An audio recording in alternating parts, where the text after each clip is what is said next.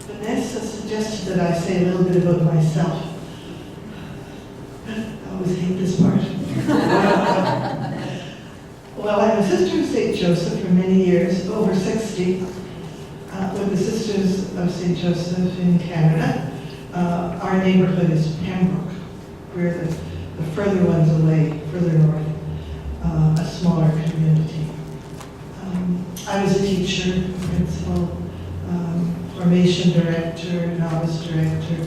I had the opportunity to work in Peru as a novice director as well. And when I came home, I was the general superior of my order for 8 years. And I had a year off. I spent it in Toronto, which was a wonderful year. And then I was offered the opportunity to take charge of our house of prayer. And that's where I am still. A wonderful spot on a beautiful river. And many people like to come there to retreat and be quiet and do quiet work or whatever. So, now when you're about the third or fourth speaker, much of your thunder is taken. But I think it bears repeating the thunder because it's always so powerful. When you hear the word mercy, what comes to your mind? Anybody?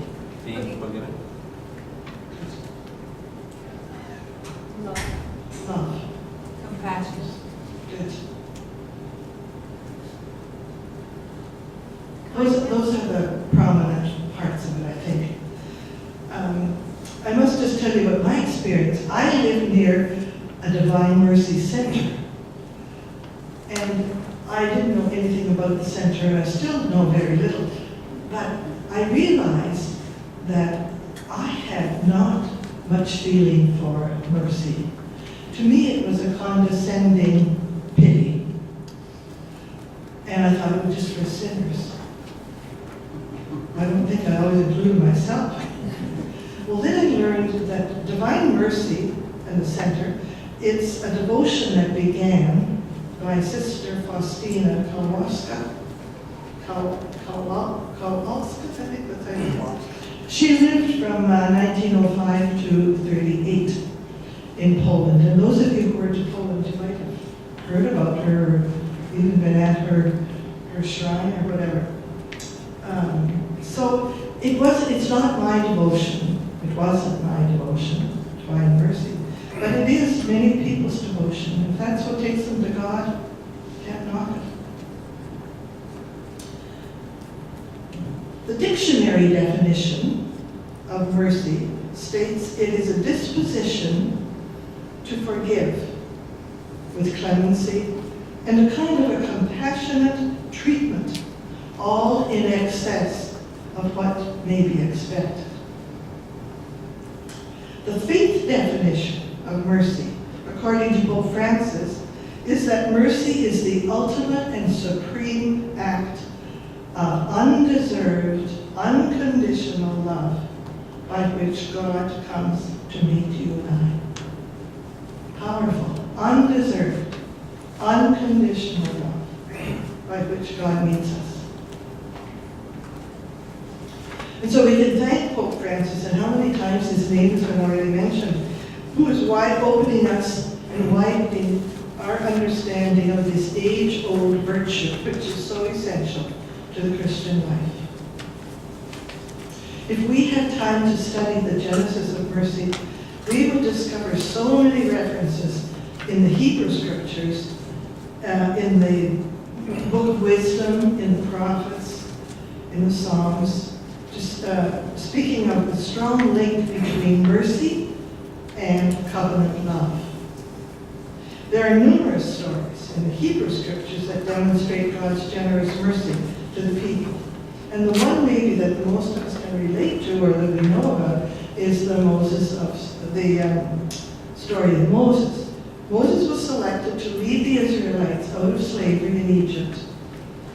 God made with him a covenant, and with the people, out of great love, he promises them a land, a new land, flowing in milk and honey, even though they had been worshiping false gods and they had become very stiff-necked. Even with that, God's mercy worked.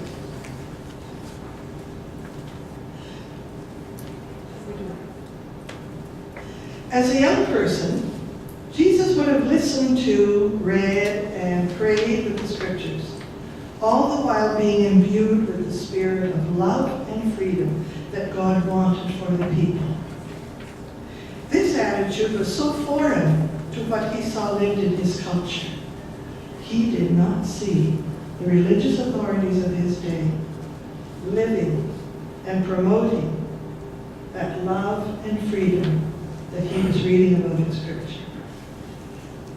In his early public life, Jesus asked one Sabbath day in the synagogue to read the Scriptures, and his eyes fell upon the book of Isaiah, chapter 61.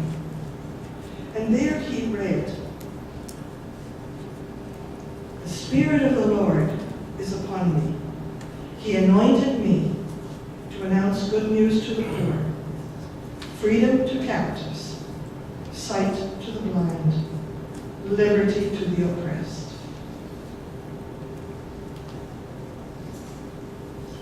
There he announces his vision. This is like his blueprint for living and living out his time among the people. It's clearly directed to the poor, to the marginalized, and the outcasts of his day. The mercy of Jesus is not just sentiment.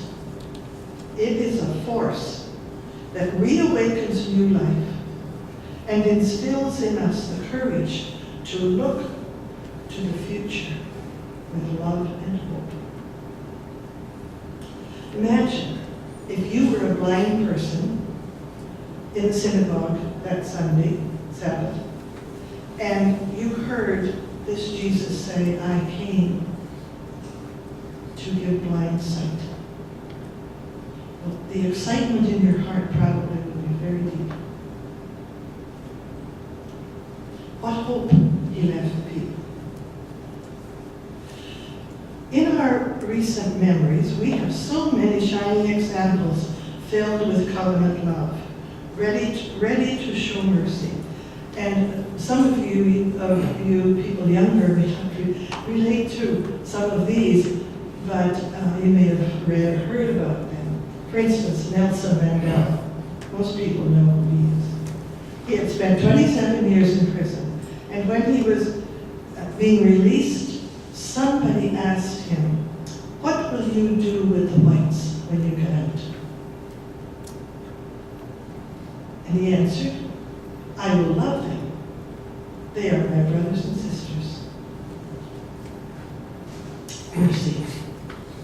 Recall Gandhi and Martin Luther King, champions of peace without violence. Do you remember the scene where Pope John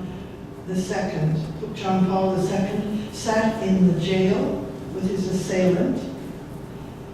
He wanted to meet him face to face to forgive him. That's a powerful image. Does some of you remember that scene then? Do you remember the clergyman, a father, who publicly forgave the student who shot his only son in the States?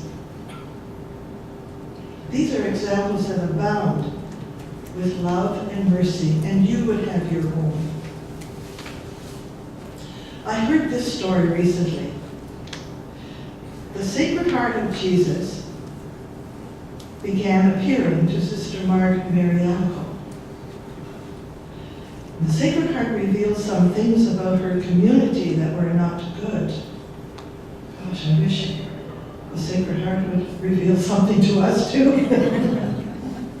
Initially, Father Claude de la Colombière, her spiritual director, did not believe that the Sacred Heart was appearing to her. And so he kind of gave her a test. And he said, the next time that the Sacred Heart comes to you, ask him if he would tell you some of my secret sins.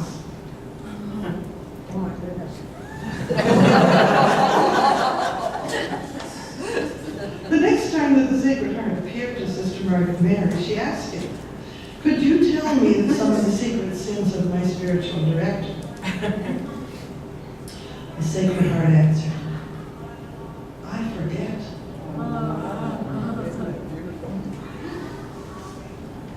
Given what we have observed in these last months in the world that's so handy to us through media, in Paris, the shootings, Brussels, Nice, Munich, it is mercy alone, according to Pope Francis, that will make the world less cold and more just.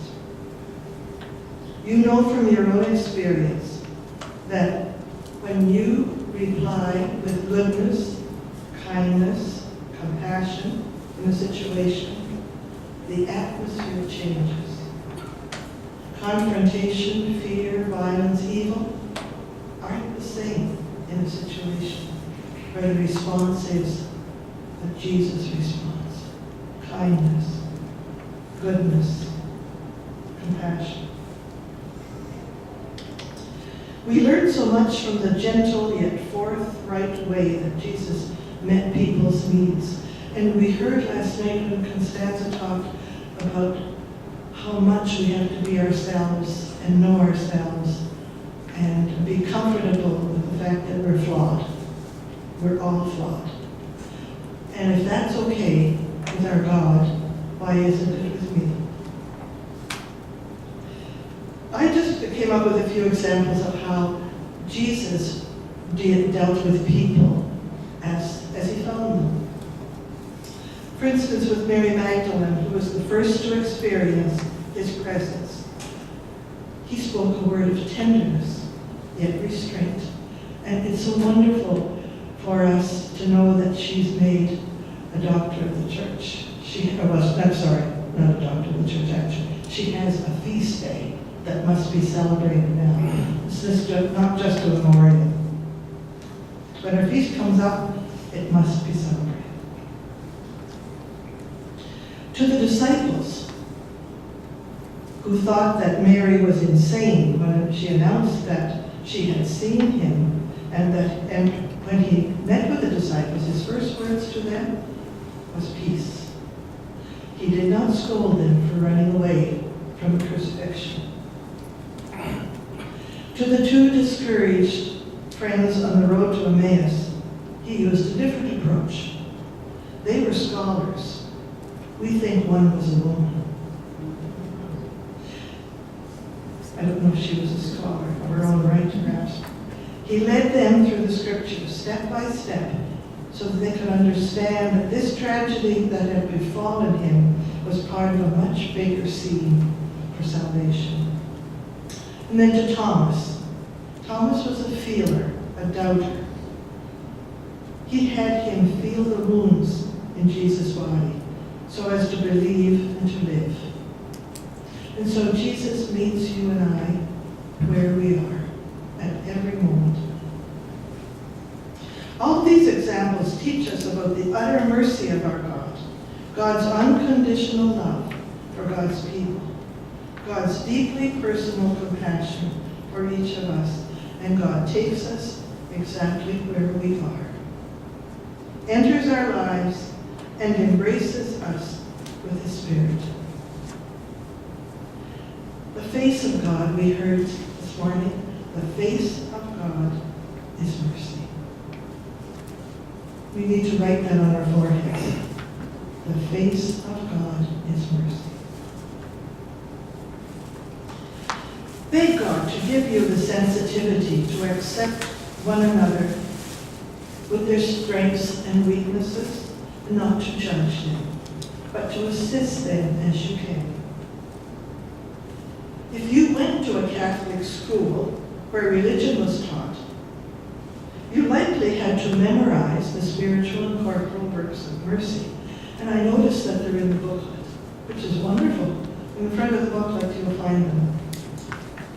These are ways that you already are and can spread mercy wherever you are. And you know, the Catechism of the Catholic Church, I don't know if you're familiar. It's a wonderful resource. Many of you are curious about about things, this is a wonderful resource. And you'll find them in there too.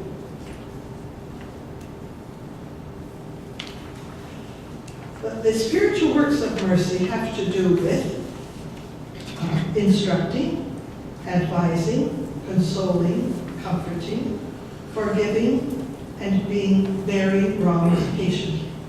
Have you ever done any of that? Then you are working mercy. Corporal works of mercy: feeding the hungry, sheltering the homeless, clothing the naked, visiting the sick and imprisoned, and burying the dead. Living mercy is so simple, it's right at our fingertips. I want to speak a little bit about the charism of the Sisters of St. Joseph.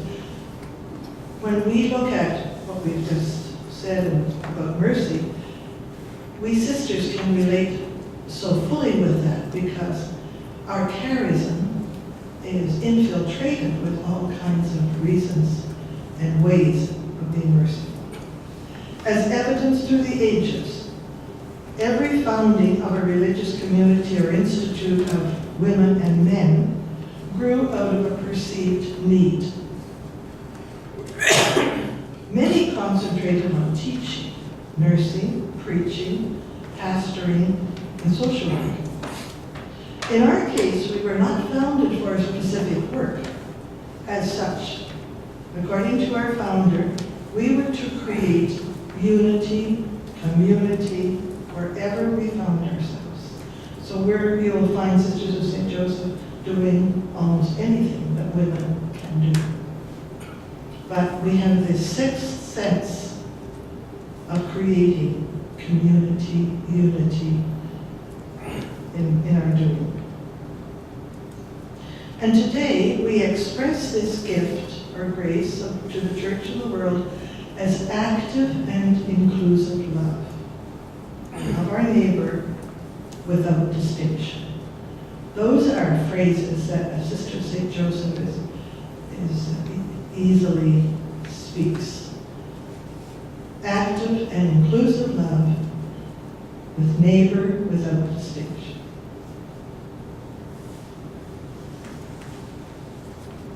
In this thrust for our living, related to what we have been saying about mercy, I would say that most of what we know about mercy and have said about it is at the heart of our charism.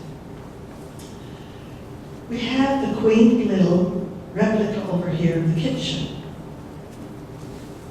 Be sure you stand there at some point and remember or take in that this beautiful replica for us is special. Imagine having kept and preserved the first kitchen where the first group, 6 women, 8 ranging in age from 15 to 49, began to work out the mechanics of being a community. We are 366 years on the face of the earth, working at active and inclusive love. And it began there. There is where the Spirit moved those women to do what they had to do in their day, to create active and inclusive love, undeserved, unconditional love for the neighbor.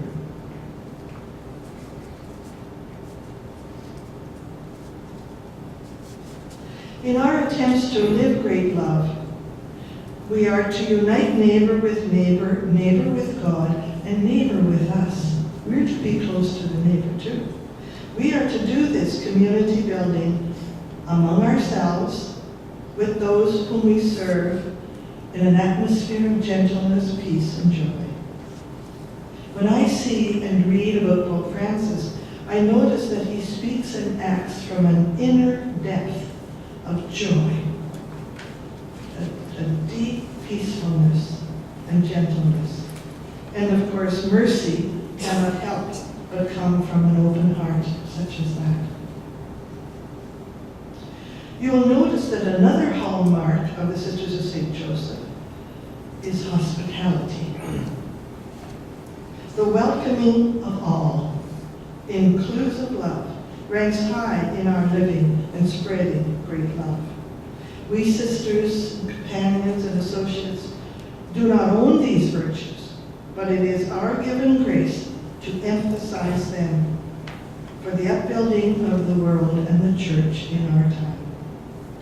If you come across one of our members that does not live these virtues, God help her. Pray for her. And today I understand you're going to move around some of the works of the Sisters of St. Joseph and some of the history of the Hamilton Sisters of St. Joseph. Just notice the spirit. Do what you see and hear ring true to what I've been saying. Ask some of the people being helped by the sisters or the companions, associates. Ask what stands out for them, and are they made to feel part of the situation? Now, I'd like to leave you with a few challenges. I'm challenging myself here too. Widen your tent to include that which takes you out of your comfort zone. Whether it is by conversing or being with, however you do it. Become close to a poor person, a street person. Try to engage with people of other faiths. Open yourself to ethnic groups and persons. Open yourself to persons of a different sexual orientation. Be challenged by the members of your own family, sometimes the hardest, and your friends and acquaintances who least attract you. Widen your tent. The way you love me, says our God, is the way you treat your brothers and sisters and the way you love creation.